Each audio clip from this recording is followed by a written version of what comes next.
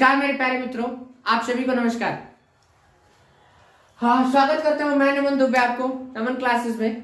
तो algebraic expression का हमारा सीरीज चल रहा था और इसमें हमारा जो फर्स्ट वीडियो था उसमें मैंने कुछ इंट्रोडक्शन आपको दिया था कि कैसे हम कांस्टेंट और वेरिएबल्स अलजेब्रिक एक्सप्रेशंस को समझते हैं। ठीक है, तो इसमें जो है वो आज हम सारी का डेफिनेशन अरेंज वे में लिख के आपके लिए लाए हैं। तो सबसे पहले अगर हम कांस्टेंट का बात करें तो आपको मैंने पिछले वीडियो में बताया था कि जो कांस्टेंट होता है वो एक फिक्स्ड न्यूमेरिकल वैल्यू होता है। ठीक है, तो वैसा एक्सप्रेशन या वैसा टर्म जो बिल्कुल फिक्स्ड हो, जैसे अगर हम 4 कह दे रहे हैं ये कभी भी 5, 6, 7, 8 या कोई फिर अलग टर्म नहीं होगा, ये हमेशा 4 है तो 4 ही रहने वाला है। अगर हम 6 कहे तो हमेशा 6 है तो 6 ही रहने वाला है, 7 कह दे तो हमेशा 7 ही रहने वाला है। समझे? तो ये जो है वो कभी इंटरचेंज नहीं हो रहा है। तो एक्सप्रेशन या फिर टर्म यहाँ पे लिख लीजिएगा, द एक्सप्रेशन और term which I see to have of fixed numerical value. मतलब देखिए वैसा एक्सप्रेशन या वैसा टर्म। अब टर्म क्या है?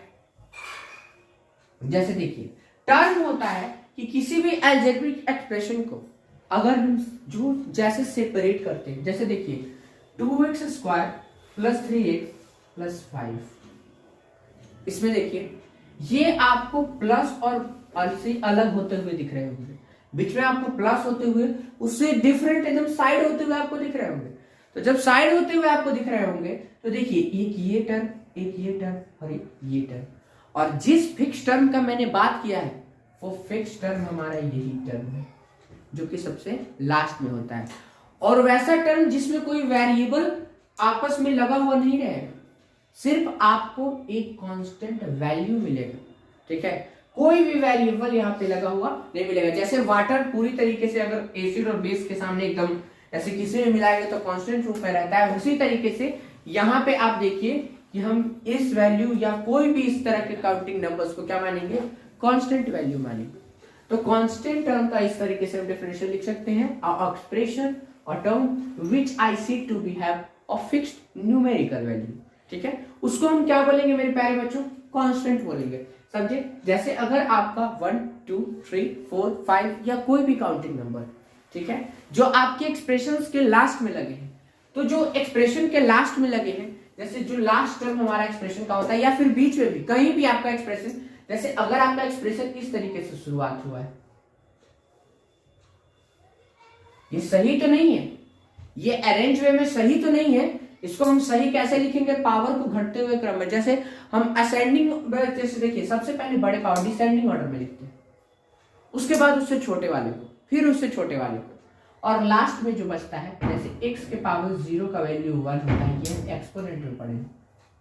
तो x के पावर 0 का वैल्यू का मतलब 1 होता है, तो x के पावर 0 कांस्टेंट टर्म।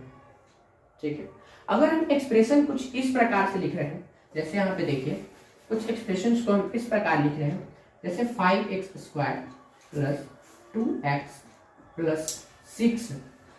ठीक है, तो आप एक चीज को गौर कीजिएगा, ये 5 का x का पावर 2 है यहाँ पे, और यहाँ पे 2 का x का पावर 1 है यहाँ पे, और यहाँ पे कोई पावर नहीं है। तो क्या हम ऐसे लिख सकते हैं बच्चों 6 इंटू एक्स का पावर 0? इसका मतलब भी वही होता है कि 6 इंटू एक्स का पावर 0, 6 इंटू 1 बराबर कितना हो जाएगा? 6 हो जाएगा। समझे आप? तो 5x का पावर 2 है, 2x का पावर 1 है और 6x का पावर 0 है, तो इसका वैल्यू क्या हो जाएगा? 1 हो जाएगा। इसका मतलब 6 हो जाएगा, जो वैल्यू हम यहाँ पे शुरू में लिखे थे। समझे आप? तो ये था हमारे क्या कांस्टेंट के बारे में। अब देखिए अगर वेरिएबल के बारे में हम जिक्र करें तो वेरिएबल जो होता है वो किसी भी एक्सप्रेशन या किसी भी टर्म का वैसा वैल्यू होता है जिसका वेरी होते जाता है, मतलब बदलते जाता है। जैसे देखिए अगर यहाँ पे 5x स्क्वायर है तो x स्क्वायर की जगह पे हम कुछ भी पुट कर सकते हैं। 5 इंटू 1 5 के बराबर, ये भी पुट कर सकते हैं, या फिर 5 इंटू 10 के बराबर, ये भी पुट कर सकते हैं। तो आप किसी भी प्रकार का कोई भी वैल्यू क्या कर सकते हैं मेरे प्यारे बच्चों? पुट कर सकते हैं, जो कि बहुत ही आप लोग के लिए क्या हो जाएगा? बहुत ही सिंपल और बहुत ही सरल हो जाएगा। ठीक है, तो दिक्कत इसमें कोई दिक्कत नहीं होगा। चलिए अब मान लीजिए कि यहाँ पे 2x है, तो 2 के जगह x की जगह पे हम क्या कर सकते हैं? 1, 2, 3, 4, 5 कुछ भी रख सकते हैं। और उसके अनुसार से मेरे प्यारे बच्चों आपका वैल्यू जो क्या होता जाएगा, वैल्यू बिल्कुल बदलते जाएगा। ठीक है, तो ये कांस्टेंट और वेरिएबल जो होते हैं ये दोनों को हम मिलाते हैं, जैसे 5x, इसमें देखिए ये जो है वो कांस्टेंट है, ये जो है वेरिएबल का टर्म, ये दोनों को मिक्स किए हैं तब मेरे पास एक टर्म बना है। अब देखिए अगर हम 5x² ऐसे लिखे तो क्या 5 में 2x के दो वेरिएबल यहाँ पे मिले, ठीक है, तब जाके ये क्या बन गया 5x²।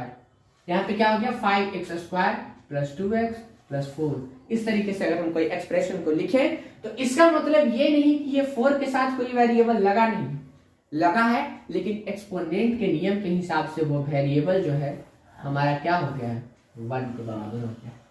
ठीक है, तो देखिए यहाँ पे जो 5x² था, 2x था, 4x⁻0 था, इसका मतलब सीधा सीधा हम क्या समझे 4 के लिए समझे। ठीक है, तो ये था हमारा वेरिएबल और कांस्टेंट। अब वेरिएबल और कांस्टेंट के मिलने से ही हमारा अलजेब्रिक एक्सप्रेशन का निर्माण हो। और अलजेब्रिक एक्सप्रेशन किसको कहते हैं, the combination of constant and variables with 4 fundamental operations plus minus multiply and divide. मतलब देखिए वेरिएबल और कांस्टेंट का वैसा कॉम्बिनेशन जिसको सेपरेट करने के लिए, अलग अलग करने के लिए, जिसके टर्म को अलग अलग करने के लिए किसी भी प्लस माइनस मल्टीप्लाई या फिर डिवाइड को लाया जाए। जैसे देखिए अगर हम इसको मिटा रहे और यहाँ पे देखिए यहाँ पे था आपका प्लस माइनस और मल्टीप्लाई और डिवाइड। तो अगर हम बात करें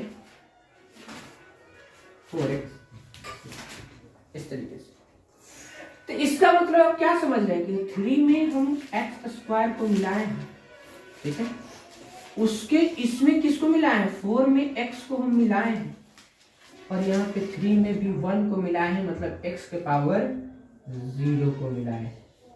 ठीक है, पावर वैसे ही चल रहा है, x के पावर 2, x के पावर 1 और x के पावर 0। ठीक है, तो इसके मिलाने से हमारा कुछ नया बना है। जैसे 3 × x को मिला है तभी हमको 3x बना है। ठीक है, अभी x के जगह पे कुछ भी हो सकता है। अगर इस तरीके से लिखे 3a² + 4a + b, तभी वही चीज होगा। आपका वेरिएबल के जगह पे कोई भी अल्फाबेट जो है वो आपका आ सकता है बच्चों।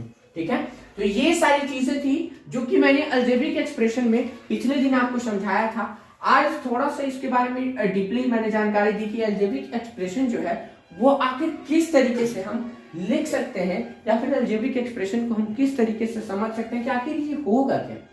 ठीक है, अब इसका अगर हम कुछ एग्जांपल ले लें तो ऐसे देखिए 3x², तो आप इसको देखिए गुना को, तो हर जगह आपको बीच में गुना नजर आएगा, हर जगह आपको बीच में मल्टीप्लाई होते हुए नजर आएगा। ठीक है, ऐसा नहीं कि आपको कहीं भी मल्टीप्लाई होते हुए नजर ना आए, आपको हर जगह इसको दिखेगा कि ये चीजें मल्टीप्लाई हो रही है। अगर हम सब्ट्रैक्ट का बात करें तो ऐसे भी लिख सकते हैं 5x² - 2x + 4। तो इस तरीके से चीजें हमारे सब्ट्रैक्ट भी होते हुए रहेंगी। ठीक है, तो ये सारी चीजें हमारे पास थी। अगर हम डिवाइड का एक एग्जांपल दें तो यहाँ पे हम डिवाइड का एग्जांपल जैसे लिखते हैं 5/5 x² + 2, ये भी हमारा ठीक है। जैसे देखिए अगर हम बात करें इस तरीके से लिखे x² / 2 + 4, ये देखिए, लेकिन देखिए अब ये जो है वो इस तरीके से लिखा जाएगा 5 × 1/x², और ये 1/x² एक्सपोनेंट के नियम के हिसाब से कहाँ चला जाएगा, पावर के ऊपर में चला जाएगा। ठीक है, तो ये सारी चीजें आपको एक्सपोनेंट में पढ़ने को मिलेंगी कि कैसे, बीच में मैं एक्सपोनेंट्स का भी वीडियो डाल दूंगा जिससे आपको फार्मूलाज के लिए आसानी हो कि आप क्या क्या चीजों को किस किस तरीके से कर सकते हैं। तो ये देखिए आप जैसे भी अगर मान लीजिए कि कोई, अगर हम अदर एग्जांपल्स लेते हैं, आपका मान लीजिए कि जैसे हम लिए 4x² + 6x + 9, इस तरीके से अगर हम कोई एग्जांपल लेते हैं तो सबसे पहले आपको देखना क्या है कि सबसे पहले चीजों को कॉमन लेनी है। ठीक है, 2x² + 3x + 9, और ये चीजें इस तरीके से कॉमन बिल्कुल नहीं आएंगी, ये गलत है। ठीक है, अगर यहाँ पे 12 रहता, तीनों में कॉमन आना चाहिए, 2 में कॉमन नहीं आना चाहिए। जैसे अगर तीनों में कॉमन रहता तो हम 2 को कॉमन लेते और ये हो जाए 2x² प्लस 3x और u प्लस 6। इस तरीके से हम कॉमन ले रहे होते हैं। और जब हम इस तरीके से कॉमन ले रहे होते हैं तो क्या होता है 2 इंटू एक्स स्क्वायर होता और होता 3 इंटू एक्स प्लस 6 इंटू 1। इसका मतलब क्या हुआ मेरे प्यारे बच्चों कि हम 2 में जो है एक्स स्क्वायर को मल्टीप्लाई किए हैं, 3 में जो है एक्स को मल्टीप्लाई किए हैं और 6 में जो है 1 को मल्टीप्लाई किए हैं। और 1 का मतलब कुछ और नहीं x का पावर 0 है, जो कि मैंने अभी आपको बताया। तो ये कुछ कॉन्सेप्ट थे आपके कांस्टेंट वेरिएबल और अलजेब्रिक एक्सप्रेशन के लिए, ठीक है। तो आप घर पे बैठ के इसको रिवाइज कीजिएगा और फिर अगले वीडियोस में मैं बात करूंगा आगे का कुछ जो टॉपिक रहेगा कोएफिशिएंट, उस प्रकार से कुछ आगे मैं बात करूंगा। तो आप लोग इसको घर बैठ के रिवाइज कीजिएगा और प्रेम से अपना मैथ बनाते रहिएगा, ठीक है। तो मिलते हैं नेक्स्ट वीडियो में, तब तक के लिए हंसते रहिए, मुस्कुराते रहिए, अपने और अपनों का